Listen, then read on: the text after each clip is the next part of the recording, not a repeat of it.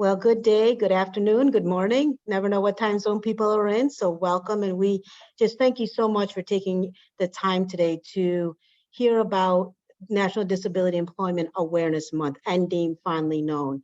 And just to give a little bit of background about myself, I see there's a DPN. I was a DPN at upstate New York.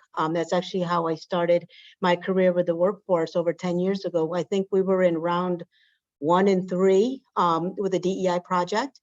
And so I've worked intimately with the workforce really for the last 10 years. For almost 4.5 years, I physically was at the workforce again in upstate New York. And it just gave me the ins, the outs, the good, the bad. I don't think too much ugly, but it was really great to be able to be so close to the workforce, because the workforce, especially for people with disabilities, is something that sometimes just gets kind of lagged or dropped off or not even thought about. So we want to bring this front and center today to talk about NDEAM, make sure that workforce development professionals have a really good insight into some of the issues and also some of the etiquette that goes into serving job seekers with disabilities. Okay. Just want to briefly mention the organization I'm with. I'm with the Disability Rights Center of the Virgin Islands. We're a part of a national network called Protection and Advocacy. There's 57 centers throughout the country, as well as territories. We are one of them. And we're also an affiliate of the Northeast ADA Center out of Cornell University. And I also worked at the Northeast ADA Center, so I've got a lot of kind of relations and experience working with a number of different organizations. And it's a pleasure to have both DRCVI as well as the Northeast ADA to help sponsor this free program today and to collaborate with NOD. So we are very excited. So for today, the agenda will be history and purpose of NDEAM, including the theme for this year. You know, we also talk about who is a person with a disability. Sometimes people, you know, are, especially in the workforce, are like, okay, what questions can we ask? Are we allowed to ask questions?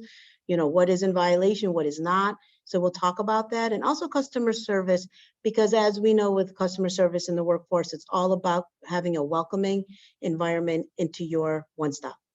We'll talk about seamless service and universal approach, and kind of the philosophy and the practice of blending and braiding of hiring incentives. And that will be between Department of Labor and vocational rehab. And I'll end with giving you some national and online resources. And I want to highlight a resource that we at DRCVI recently produced that we are happy to share with all of you nationally. Before we start, I wanted to let you know if you have questions, you're welcome to put them in the chat. We can stop and answer the questions at that time, so don't hesitate if you think of it right then and there. If you want to wait to the end, that's not a problem. We'll do some Q&A at the end as well. Okay. So NDEAM, and I'm hoping, by a show of hands, by chance, has anybody ever heard of NDEAM? Just by a show of hands. I'm not seeing too many hands. Okay. So NDEAM, oh, okay, we got one. That's great. So the good thing with NDEAM is that it's been going on for so many years and it will continue to go on. And so whether it's something that's new to you or something that you've already worked with, every year, as you know, it changes. This is actually sponsored by the U.S. Department of Labor, the Office of Disability and Employment Policy, or ODEP. Now, NDEAM actually was not called NDEAM. Back in 1945, when the veterans started, it was actually called National Employ the Handicap Week. And though it sounds very archaic, it was a great advancement, because at that point, especially after the World Wars, people were acknowledging people with disabilities. We know historically that people with disabilities were not only shunned from society, they were not allowed to work. So this is why NDEAM makes that much more weight to this month. And in 1962, it stopped using the word physically and to reflect all disabilities. And in 1988, it expanded it from 1 week to 1 month. So ODEP provides the theme and the poster every year. And this year, we were just talking previously about equity and inclusion and diversity. This year's theme is disability, part of the equity equation. If anybody would like a poster, we have them in Spanish and English. Don't hesitate to email us, or you can certainly call ODEP to order them as well.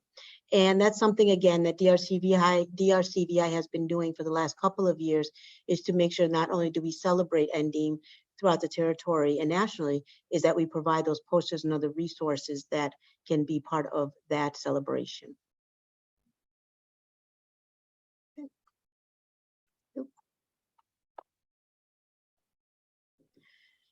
I'm just going to move my thing around so I can see the PowerPoint. Okay, so how I wanted to frame this presentation was to really fold it into the theme specifically for workforce development professionals. So we know that, again, the disability part of the equity equation, but I say specifically for the workforce by 3 things that can happen. One is creating a welcoming and accessible environment, and we'll talk about what that means. 2, providing seamless services to all job seekers, including those with disabilities. And 3, leveraging hiring incentives, possibly in conjunction with vocational rehab, that will open doors for people with disabilities. This, when I thought about this presentation and how to be able to fold the theme in, I thought these were the 3 most important points that we could talk about when it comes to how can we make our workforce, more disability friendly. And again, even though the theme for NDEAM is for employers, I think that across the board, it can be replicated for other organizations, including the workforce. Okay. So out of curiosity, does anybody know when the ADA was signed? In what year? Does anybody know the Americans with Disabilities Act? Any guesses out there? Don't be shy. Okay. Oh, I just heard somebody say 1990. That is correct. And so the Americans with Disabilities Act, even though there was some civil rights legislation before ADA, it did include people with disabilities, and particularly the 1964 Act did not include that as a protected class. So the Americans with Disabilities Act helped to not only start that, but expand coverage to make sure that people, not just who maybe use wheelchairs or people you could kind of see their disabilities, it also included people in mental health or mental impairments or non-obvious. And again, we'll talk about that. So under the definition of ADA, which you have as your first bullet, is a physical or mental impairment that substantially limits one or more major life activity. And this is the same definition that's used for WIOA, and it is derived from the Rehabilitation Act of 1973. So you can see from 73 that this has been a champion in terms of setting the stage for the civil rights movement for people with disabilities. And the gentleman that is to the right wearing a hat with George H.W. Bush is actually Justin Dart. He was a great advocate for people with disabilities. He's unfortunately passed, but he was one of the grandfathers of the independent movement. And the gentleman to the left is actually Brian Kemp, who was the chairman of the EEOC at the time. And so it really shows the importance of not only the civil rights movement, but also employment, because the first title of the ADA is employment. And the definition of disability is self-attesting, and it does not require to provide documentation of disability, meaning that there is no exhaustive list when it comes to who's a person with a disability. We just talked about, this morning we did a training and we were talking about long COVID and how long COVID now can fall under the ADA. And that's why Congress intentionally left it as an open-ended definition. And that's why there's not an exhaustive list. Okay? And depending on the workforce, usually you don't have to provide documentation of disability. Now, that's different when we talk about employers, and that's not what we're necessarily talking about today. But for workforce professionals, usually you don't have to provide documentation of disability. Okay? But you can inquire, and again, we'll talk about what that looks like. Okay. So I'm sorry, I'm going to have to jump around again. So how to serve job seekers with disabilities. Now, I'm literally in a workforce right now. I'm doing their trainings this week for NDEAM as well. So I'm very knee deep right now with the workforce and their needs and what's going on. And one of the first questions we always get is, I'm afraid to ask that question, or can I ask that question, or what should I ask? Now, most of the intakes that are part of the workforce system is self-attesting. So it might ask, do you have a disability? The person says yes or no, regardless if they have a disability. Some people may not want to disclose, or maybe some people are afraid. So This is where it's important for workforce professionals to know there are questions that can be asked. You can ask such things as, let's say that they say, I don't have a disability, or they're kind of unsure. You can ask them things like, have you ever had special education? Did you have accommodations while you were in school or in college? Have you had some hardships when it comes to reading and writing? Have you ever, and again, if this is applicable and appropriate, have you ever had rehab services with substance abuse? Because people who have recovered from substance abuse does count in terms of qualifying not only under civil rights for ADA, but also qualifies for vocational rehab. So they also qualify as people with disabilities. So there's numerous ways that you can ask them. If you feel like maybe there's a little bit more push that needs to happen, or maybe they're being shy about it, or maybe they're just, uncomfortable. But the workforce professionals are there to help people, all job seekers, including ones with disabilities, to get them going on the employment path. And so it's okay to ask those questions. And if they choose not to answer, or they say that's not me, that's okay. We just proceed as they're a job seeker without disability. But I used to work at a Job Plus. I don't know if people have ever heard of that, but that's part of the employment division of public services, folks who get TANF and SNAP and so forth. And I found empirically that about a third of the population that went through that plus had disabilities. And I also found that through the workforce at times. So I would advise you to just be cognizant of the fact, if your intake says, do you have a disability? It's self-attesting, but yet you feel like maybe you can talk to them a little bit more and find out, okay, you do have a disability, so let's make sure that we get you on a good employment track, that we absolutely get you any supports that you need and accommodations, whether it's related to the resource room, whether it's related to trainings, or whether it may be related to maybe the workforce is doing a job fair and they want to do a diversity job fair and they want to include people with disabilities. It's a great match. And so there's multiple reasons why, as a workforce professional, especially if you're a frontline person, to try to tease and ask those questions if you think they have a disability, not to the point of course, harassing and, and being too, and too inquisitive. But we do know clearly that a lot of people come to the workforce, have undiagnosed disabilities or have undisclosed disabilities. So don't hesitate to ask those questions. So, because the purpose again is to make sure that they get the best services that they can and the most accessible services that they can at the workforce. So moving on from that, does anybody have any questions about that? I get a lot of questions about, well, what can I ask and what can I ask? Does anybody have any questions? Okay. So when we also talk about people with disabilities, one of the first thing is labels, names, how do you identify, how do you call, how do you name? And we know that there are words in our vocabulary that's just derogatory. And we know that not just for people with disabilities, we know that for women, we know that for race, we know that for sexual orientation. So disability is no different. And some of the words that are commonly known, such as the word handicap, and I know I had mentioned that NDEAM started out with employ the handicap. We know now it's a derogatory word. And handicap, does anybody know where the word handicap comes from? Okay, so handicap comes from, it's an old, I would say maybe 200 years or so, give or take. It really came out of Europe when people with disabilities were on the streets and they were not allowed to work. So because of that, they had to have hand and cap, and that's how that word came to be.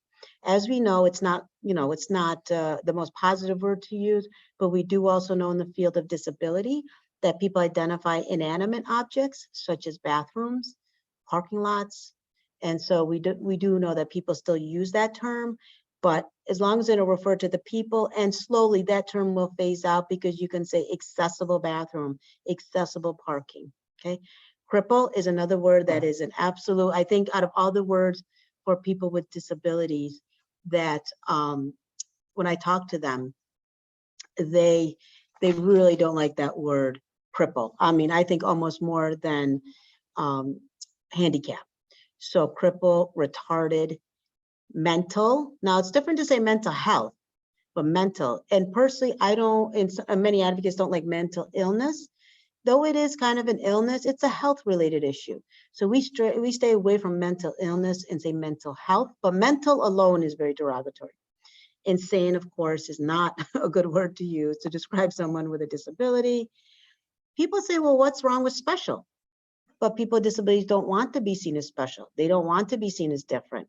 And so for that reason, other than special education, people with disabilities don't want to be referred to as special, or things like brave, noble, because they want to be treated as anybody else. And people without disabilities also have problems too, and issues and barriers. So, it's a choice word that says, I want to be treated and looked at like everybody else.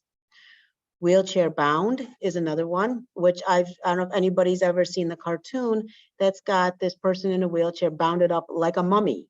And so wheelchair bound just gives a very, again, derogatory image of a person with a disability. Electric chair. Okay, most people are like, okay, that sounds really criminal, because it is. We don't want to be like, oh, you use electric chair? No, it's a power chair, okay? So power chairs, sometimes scooters, which are a little bit different, but never electric chairs, because it sounds so scary. Abnormal, sadly, we still have, I believe in the colleges, we still have abnormal psychology. I think that's just absolutely atrocious. That's something that we need to eradicate. And again, not something that would be any kind of way to describe someone with a disability. I already talked about mental ill or challenged, okay? And then slow, of course, is another one that is not preferred. And then I already mentioned in terms of brave. So these are all derogatory words that people with disabilities have clearly said, do not refer to us this way, do not look at us this way, and call us this instead. And that's what I'm going to give you some examples. So first thing is kind of a philosophical thing, is always refer to the person first, not the disability. So the examples are a person with a disability, a person with an intellectual disability, a person who uses a wheelchair or power chair, a person who has HIV, AIDS, diabetes, etc., and a person with a mental health disability. Again, not using mental illness. Okay, someone had asked the question, is there a list of examples of questions that are allowed to be asked? And I touched upon this a little bit, but I want to reiterate this, is there are some questions you can ask. And the reason why this comes up quite a bit is because sometimes workforce professionals are crossing wires that they don't need to. Many workforce professionals work with businesses. And so they feel that they can't ask those questions because it's just like the ADA when when an employer says, oh, you cannot ask disability related questions. But in the workforce, you can actually ask disability related questions, as I was mentioning, teasing things out, asking those questions in the past. And what I can do, if you would like, I know I'll be sending this PowerPoint along with a resource, is I can send a fact sheet or a quick sheet about some of those questions that you can ask. Because again, you're not violating the ADA, you're asking those questions for programmatic reasons. And because of that, you are allowed to ask, do you have a disability? Have you been in special education? Again, if applicable, have you ever sought rehab services and things like that? Okay? So we were just talking about not all disabilities look like this. And most people think, okay, it's usually the wheelchair, maybe someone who's blind, maybe someone who's deaf, and there's so many others. There's so many disabilities, really, I don't even know if there's a real list of them, okay? I mean, it would go into the hundreds, if not thousands. But I think what we want to make sure as workforce specialists is that we're just knowing that it's not just people in wheelchairs. It's not just the ones that are obvious. We want to make sure that we understand there's a lot of disabilities that are invisible or non-obvious. I just gave a quick example of some of them. Mental health and what can be included in mental health. Someone just asked me yesterday at the workforce, is PTSD part of mental health? And yes, it is. PTSD is definitely part of mental health. So is bipolar, so is OCD, schizophrenia. I mean, there's a DSM, I don't know if we're at 4 or 5, I think we're at 5. There's just a whole cadre of different mental health. So that's a very large umbrella. We have ADHD and ADD. Sometimes that falls under mental health, sometimes it doesn't. But ADHD typically is something that you can't see when you look at a person. MS or multiple sclerosis with the onset, with the onset of it, you typically can't tell that they have that disability, but as the disability progresses, it does become more physical in nature. There's lots of diseases, unfortunately, but such things as cancer, you got diabetes, there's so many different types of diseases that do qualify, but again, you can't see that disability.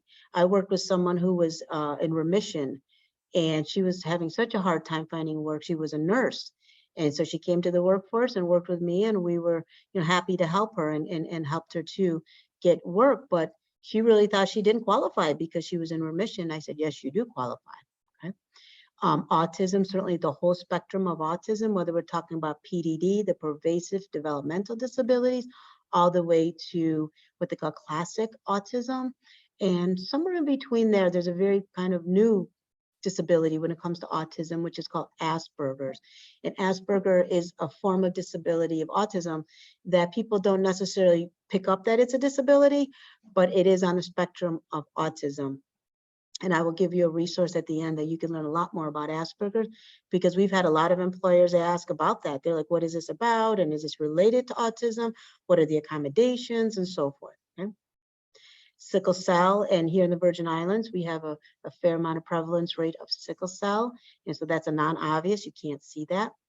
Learning disabilities is another one. Can't see learning disabilities, but there's a whole list of learning disabilities, everything from dyslexia, dysgraphia, executive functioning. And so again, another large umbrella for non-obvious under LD. And there's lots more. We only have an hour today, so I wanted to kind of keep it short, but show some of the ones that absolutely do cover. And I'm sorry, I missed substance abuse recovery. That's another one. I've already mentioned this a couple of times. That falls under non-obvious disabilities. And again, I will say that if someone's not using, they're in recovery or have recovered, they will qualify not only as a civil rights ADA, but they will qualify for vocational rehab as well. Now, something that comes up a lot with workforce is service animals, both in the sense of a welcoming environment, as well as trying to help a job seeker with a disability if they have a service animal with an employer. So I want to make sure you guys know kind of the lowdown on service animal when it comes to work environments, including the workforce and the workplace. So service animals are defined in the ADA as a service animal is individually trained to do a task for a person with a disability. Okay, so that's specific in the ADA. Now, what kind of animal could that be? Well, the EEOC had pretty much said that almost any kind of animal per se, but can't be things like snakes, can't be things like, not going to have large animals, but the most common service animal other than dogs, we have heard of Shetland ponies or the mini ponies. I've seen them with their adorable little sneakers. They're really cute. Definitely cats, even though cats are seen sometimes as more of a comfort animal. There are cats that are trained individually to do a task. And so those are some of the most common ones. But again, mostly you're going to see service dogs, okay? And what's the difference between a service animal and a comfort or a therapy animal? As I mentioned, what a service animal is in the definition, but a comfort or therapy animal is an animal that provides comfort to that person with a disability, but it's not a pet. It's much more therapeutic. And even though the ADA doesn't really acknowledge or has coverage for comfort or therapy animals, the Fair Housing Act does. That's where comfort and therapy animals come in. You may have someone who comes in and says that's a service animal, and if you feel comfortable with that and the animal's acting right, no reason why not to let them continue to have that. Service animals, they do not have to wear a jacket.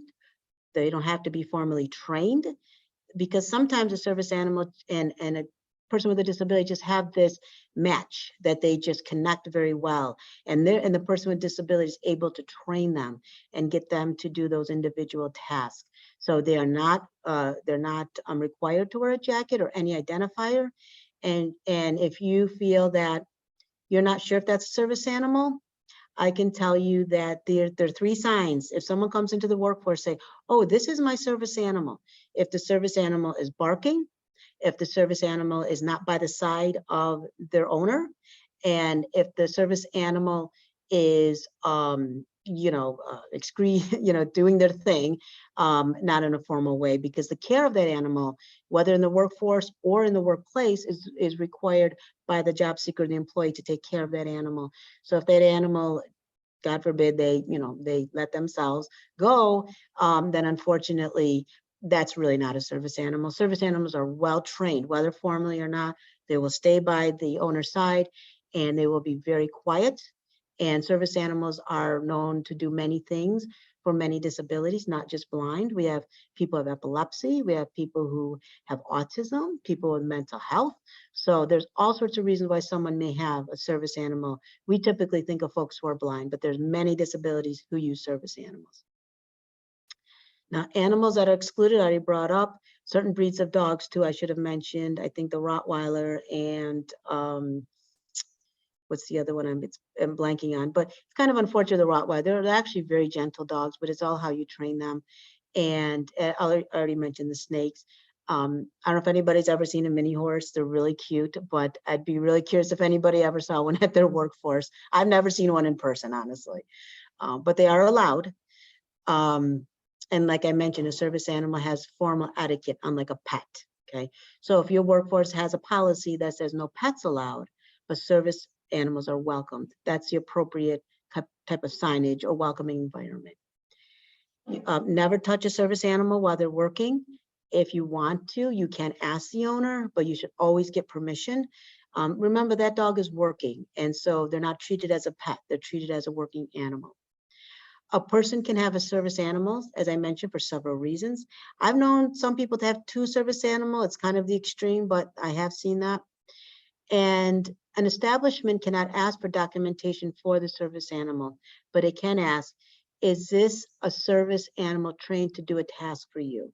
And so that's important for you guys to know as workforce specialists, because if you're working with someone with disability, they have a service animal, they can ask the employer, again, they can ask if that's a service animal, but they're not required to provide a documentation. Though the employment arena, the person with disability, though, has to provide documentation of their disability. So, but not necessarily of the service animal, okay? Have any questions so far? How are we doing with questions? Okay, great. Somebody already got to it. Wonderful. Okay. All right, so it's good. So intersectionality of disability in the workforce. Now, this is where we're going to get into a little bit more of the regulations and more of the practice with WIOA. Okay. So in terms of section 188 of WIOA, that's the non-discriminatory provision for the one-stop. Okay. And I'm not going to get specific or anything. That's not necessarily my expertise, but I do know where it kind of derives from. I want to make sure that I'm speaking your language as well. Now, 15% of under WIOA, the 15% of pre-employment service, or PREATs as they're called, are set aside for youth with disabilities. So your workforce program in the youth division might be touching upon the PREATs. And so that's something to be aware of. And again, for the workforces, it's 15% of their pre-employment services, okay? And another language that's really very, very integral to what we call inclusion, and again, leveling the field, and part of the equity equation is competitive integrated employment. Now, this is specifically in WIOA. And the reason this is so crucially important is because, again, as I mentioned, historically, people with disabilities did not have an opportunity to work, or when they worked, then they were working in sheltered workshops. So we've come a long ways, and this phrase, competitive integrated employment, is really the foundation for the new workforce for people with disabilities, because it's not segregated, it's integrated. You know, it's not low minimum or sub minimum, it's competitive. Okay, so those are the reasons why, and I'm so glad that WIOA really talks about that, to make sure that again, that intersectionality of disability in the workforce comes together right there. Okay, so I'm going to start to move into a little bit of seamless services. Now, when I worked at the workforce, it was really interesting because someone would come in and they'd be working with one of the career counselors, and then they find out they have a disability. Now, sometimes they would automatically refer them to me, or they would come and talk to me first, and then they would relay that information back to the job seeker with a disability. So regardless of that, it's seamless, meaning that that person with a disability did not fall between the cracks, did not get left out, was not dismissed, or most importantly, continued to be able to access services, but maybe now talking to someone like a DPN to make sure that they're included in an accessible manner, whether it's training, the resource room, recruitment, and so forth. Okay, so seamless services, creating a welcoming environment. Here are some ways that you can do that. One is you ask every customer if they have a barrier to employment, including disability. Now, I know the intakes have that on, I've mentioned that a few times, but really to ask those questions, and I've already mentioned a couple of times this question, go ahead and ask those questions. Ask every customer, you never know, okay? You inform every customer that you work with partners who can assist with additional barriers. Now, I know you guys already know this, why it's called a one-stop, and obviously it's the place you can get all your services for employment, but be very specific about who you work with.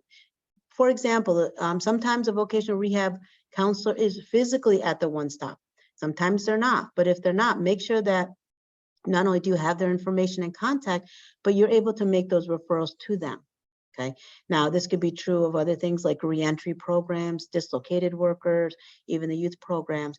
You have to know your partners. That's a part of the beauty of the one-stop, is having this partnership and creating this one-stop, not only just physical place, but also it's kind of a philosophical place. Because if you have a need, we may not be able to help you directly, but through our partners, we can definitely continue to help you. Okay. Every customer is asked what is their best mode of communication. We might assume that it's just speaking. We might assume that it's English, right? So it might be that someone says, well, I have a little bit of hard time, and when this happens, I start to stutter.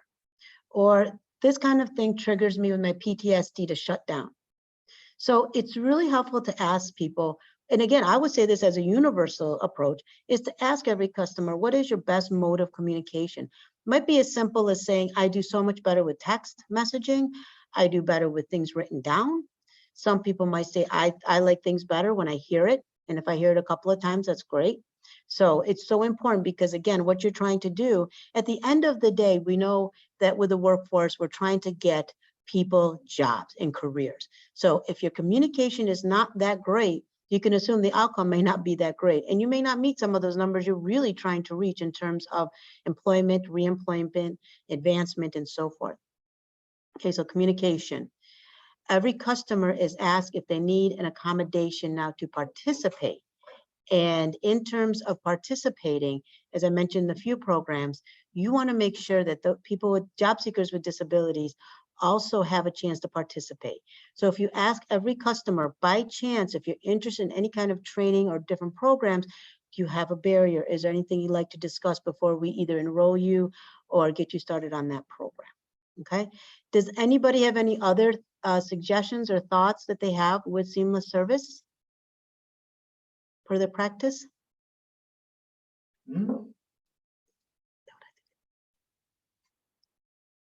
Any suggestions? Okay, well, so there's just some tips that you can use. Okay, so now what can staff ask that can lead to? Oh, you have a question? Oh, go ahead.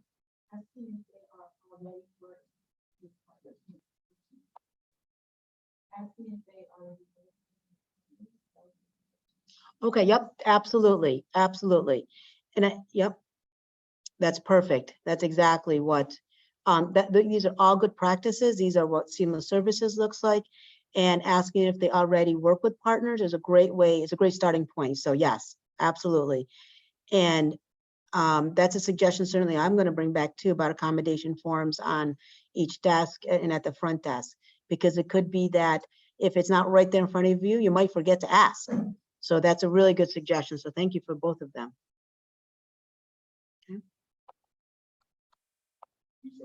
Okay, so in terms of what staff can ask, and I started to do some, I'm going to switch over here, what a staff can ask. And here is some of the list. Do you have a disability for programmatic purposes? Are you dealing with any barriers to employment? Did you have special education or accommodations in school? Did you have an individual education plan or IEP diploma? Do you find reading and writing difficult? And when applicable, have you ever dealt with rehab? Okay. I guess I'd put the list and I had already forgotten. I was ahead of myself. Okay. So now let's talk about cross enrollment. Okay. So cross enrollment is a very important part of seamless service because we want to maximize the opportunities that job seekers, including job seekers with disabilities, have to optimize their employment opportunities. Okay.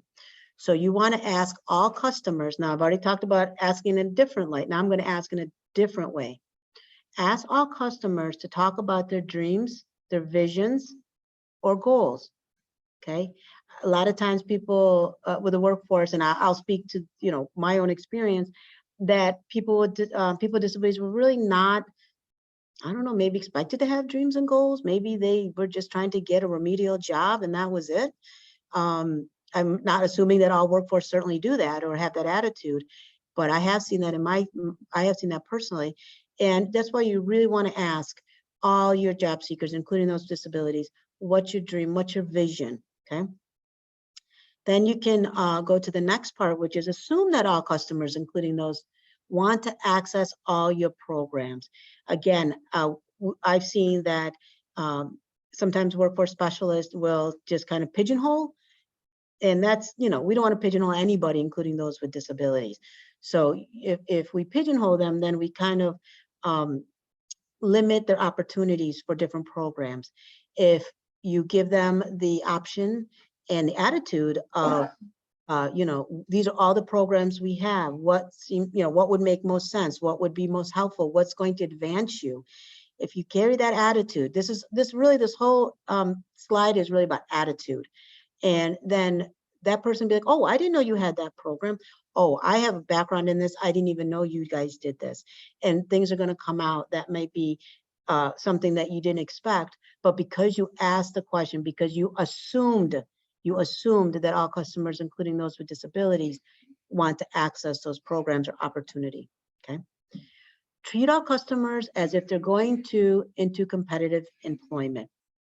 Now, I've already talked about why that phrase is so important in WIOA. And if we treat all customers as if they're going to do that, we're not going to assume that, well, they probably look like sheltered workshop clients potentially, or I only think they can work maybe 10 hours a week and that's not worth my time. It's really making sure. And when we talk about competitive, we're really talking like at the very least minimum wage, if not more. Livable wage would be nice. When we talk about integrated, we know that's including working side by side with people with and without disabilities.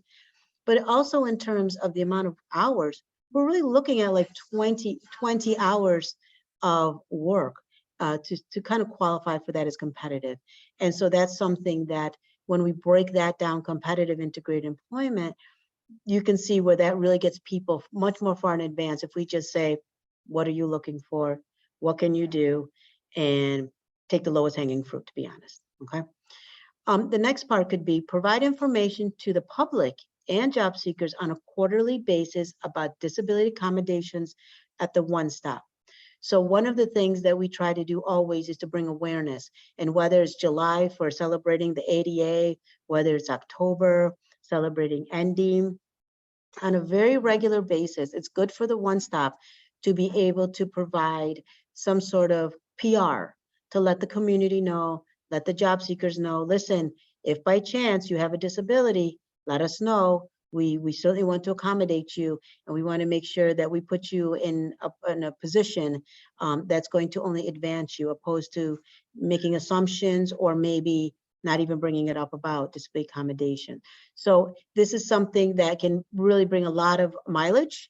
And to be honest, I know some workforce have struggled about being accessible or being welcoming environment. When you do this on a biannual basis, on a quarterly basis, you're really showing, not only just the community and job seekers, you're showing your funders too, that you're taking this serious, that you're doing this ongoingly, and you're doing this somewhat intensely, okay? So I want to throw back to the audience to see if you have other suggestions in terms, and again, this is a lot of attitude in terms of cross enrollment. Anybody have other ideas or suggestions?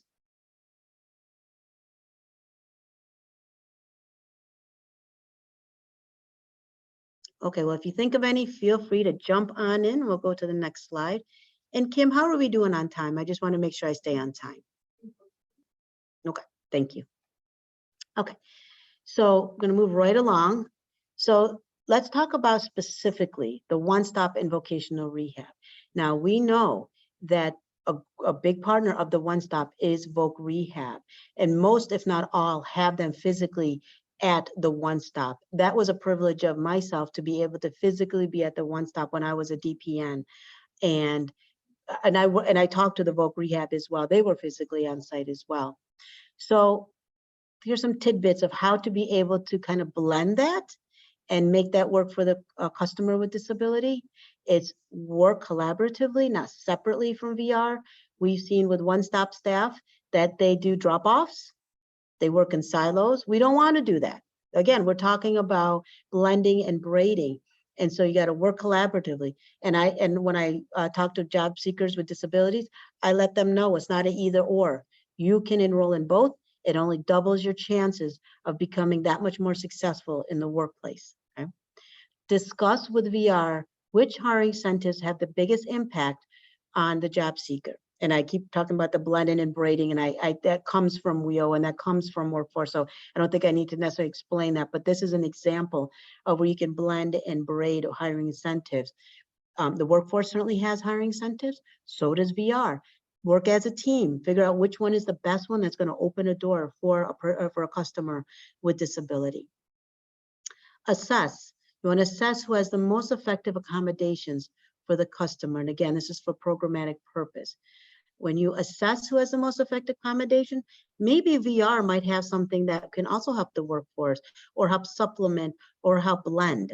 And so that way it's not necessarily all on the workforce, but it's a way to be able to partner and make sure that, again, you're getting the most effective accommodation, okay? And ensure that pre-employment transition services are running in parallel to VR. And also, in this case, I put Virgin Islands Department of Education, but your Department of Education, specifically special education, because under WIOA, it's a kind of a convoluted way that they did this, not to be, it's not to be mean or anything, but I find it a little confusing. But the workforce, again, I mentioned the 15% for pre-ets, then is actually, they want the VR to authorize that and to do that, but in partnership with special education. So you can see that it's a matrix of sorts, and that's why you want to ensure, especially with your youth programs, to make sure that it's running parallel. And if you need more information, if you want to understand more how that works, feel free to give me a call or email me, and I'd be happy to go over that more specifically, because it does get a little bit intricate. But if we have any youth departments with us, and if you've done pre-eds, I'd love to hear anything that you have done as well with that. Okay.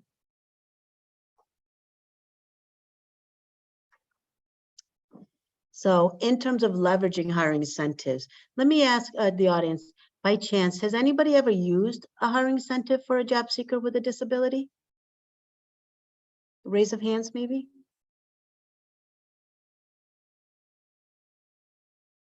Okay, I'm not sure. I don't think I see any hands, but this would be a great way to be able to really, really be able to open doors. And we know that's the purpose of the hiring incentive, is to open doors for customers. Okay.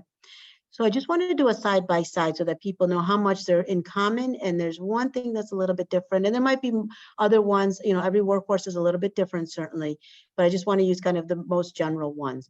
Under vocational rehab, you have customized employment, which also Department of Labor has, or Workforce has, customized employment. Vocational rehab has paid work experience, and so does the One Stop. Vocational rehab has summer employment for youth, same as the One Stop. Now, I want to mention with the youth program is that this is another example of ensuring, we just, on the previous slide, we talked about ensuring, making sure that they run parallel with transition. The summer youth program is a great example of that. We've got on-the-job training, both with Voc Rehab and with the One Stop.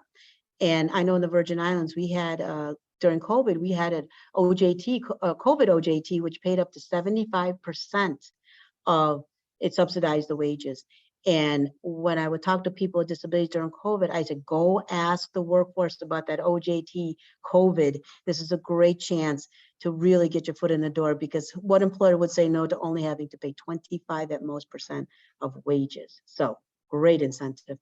This is where it differs a little bit. Now, the vocational rehab has the tax incentives, and I'm sure most of you are familiar that there's these tax incentives for employers to hire people of certain categories: veterans, um, people who've been in ticket to work, people who have been in vocational rehab, and people who've received TANF.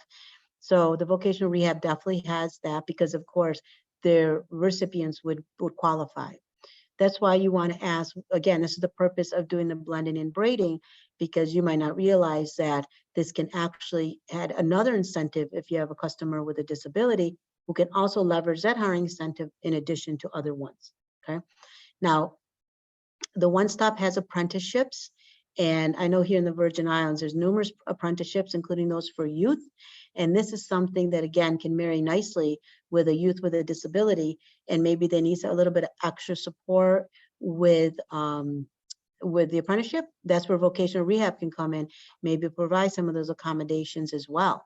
So you can see that there's a lot of commonality with leveraging hiring incentives, but there's a couple of differences. And again, this is a basic list. There's probably more out there, but just due to time, I wanted to make sure at least to touch upon these hiring incentives, because this is where I feel that job seekers with disabilities, they can feel empowered to be asking about these incentives.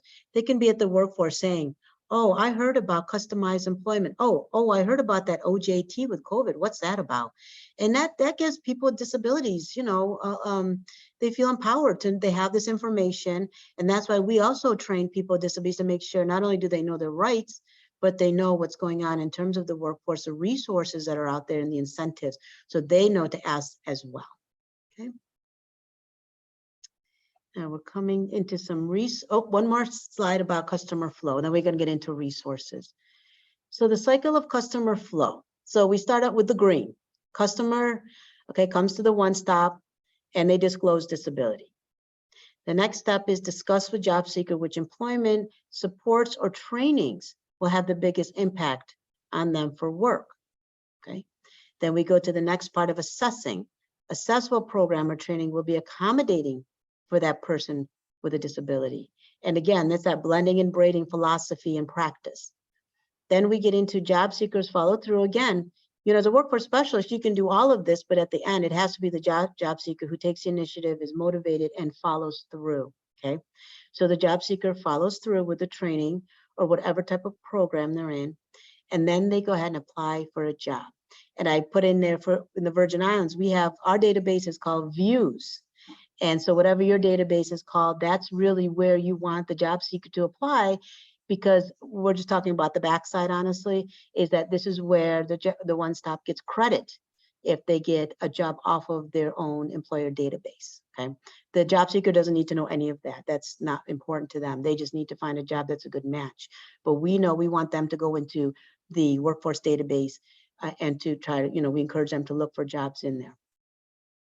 And then when that person gets a job, everyone gets credit. First and foremost, the person, the job seeker with a disability gets a job. The One Stop gets credit, and they're able to use that as an outcome. And if they're working with the vocational rehab, they also get credit in terms of that outcome.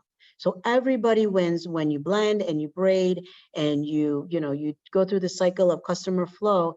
And most importantly, you have now been successful to help someone with a disability, hopefully not just get a job, but a career.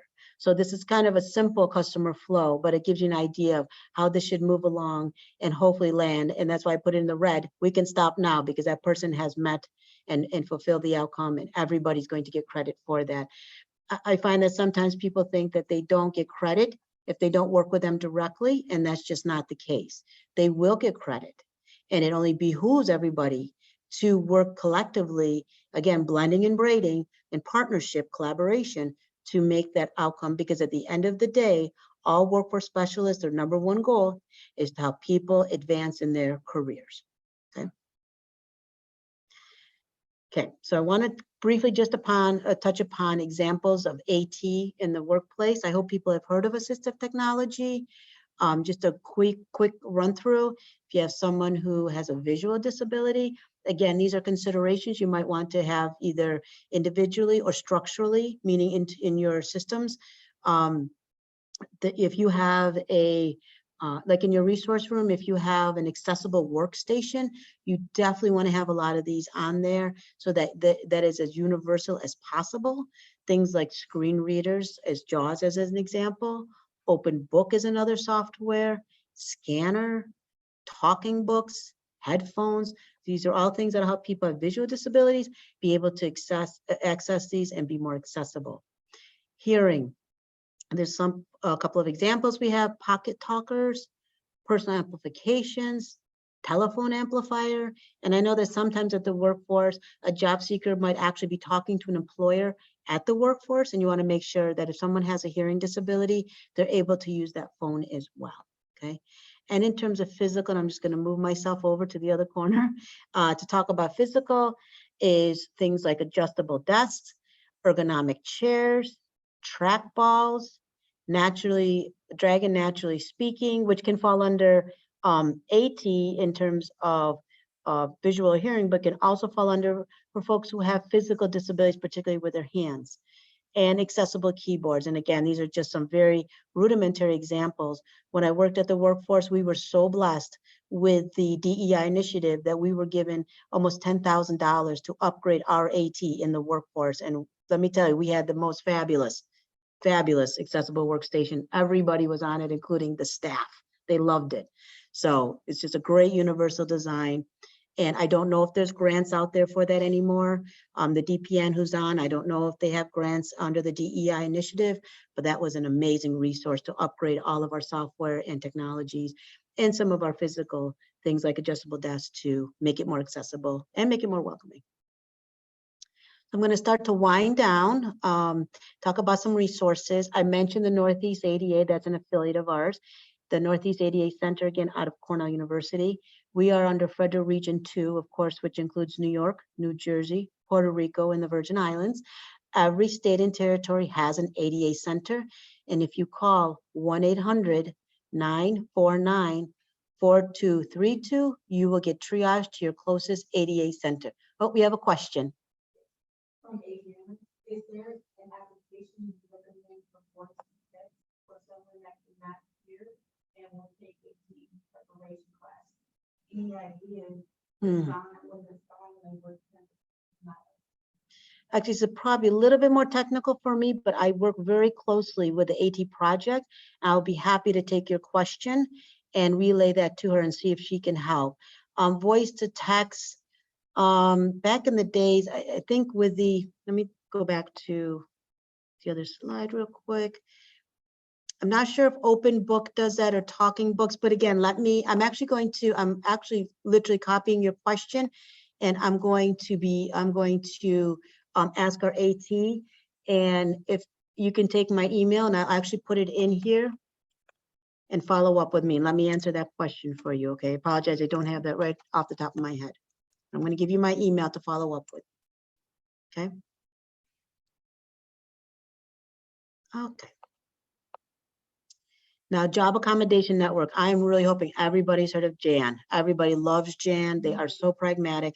Even though it says employment, do know that those brochures, and they've got probably 60 plus when it comes to different disabilities. Even though that's employment related, I think they're so pragmatic that the workforce could also use them, and it'll give you great accommodations ideas. If a person is using a wheelchair, do we need to ask them to use the accommodation form, or only when the disability is not obvious?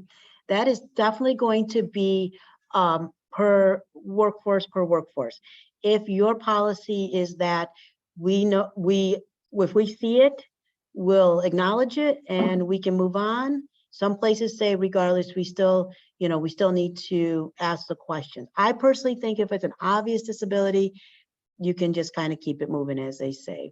And again, our workforces are different when they talk about the intake process and in terms of what they need to collect. So, if you have to collect something about, you have to complete the accommodation form, if that's a requirement, that's a requirement. But I think if it's obvious, and you don't have to complete it, I don't think people need to. So that's really per one stop and how you would, you know, how you have to document that.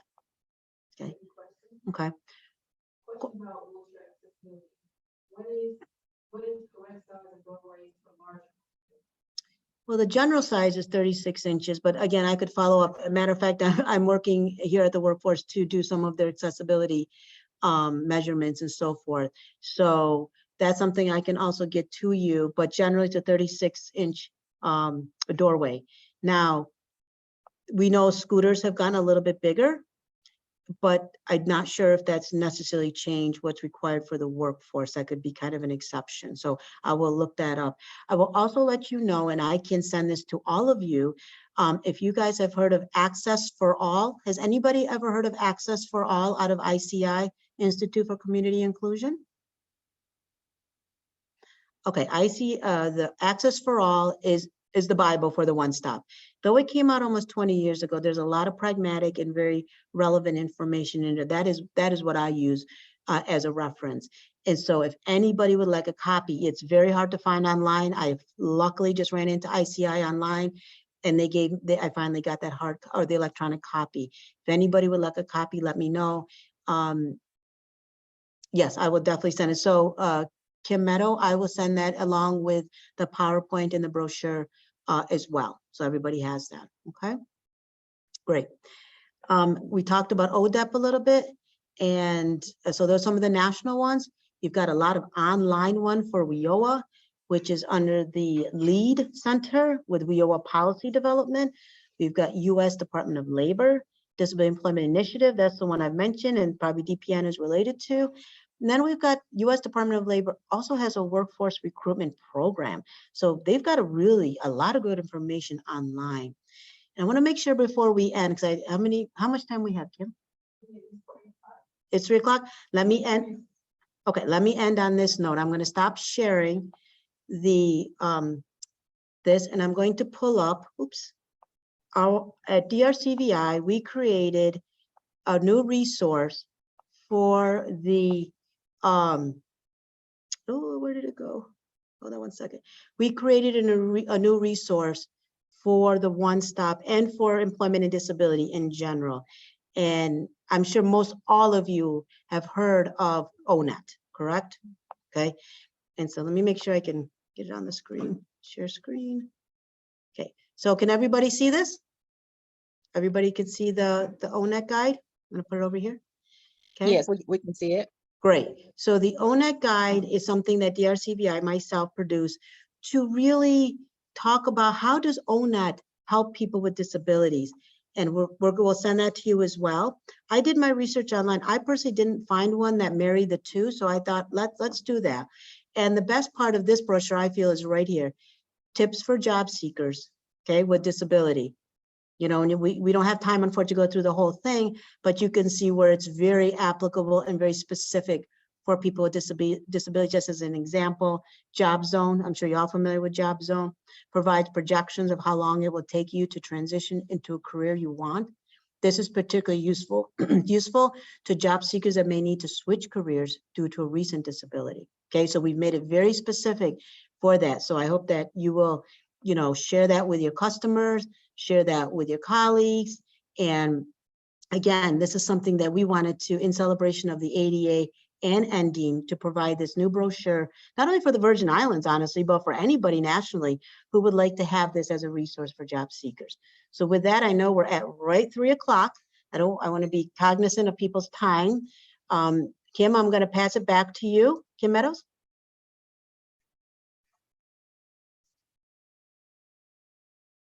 Okay, thank you so much, Shammi, for coming in and giving us that great information today. Just as a reminder, the recording will be available on NAUTIP's YouTube channel. It'll be available by the end of the week. And also for all of our attendees, we will send out a survey of kind of evaluation so you can give Shammi feedback as well as the additional resources that she offered today. We will send all that out to you in addition to the PowerPoint. So again, thank you, Shammi, for joining us today. And thank you all for attending our webinar, and we look forward to seeing you all very soon. Thank you very much for having me. Thank you. Have a great day, Thank everyone. you.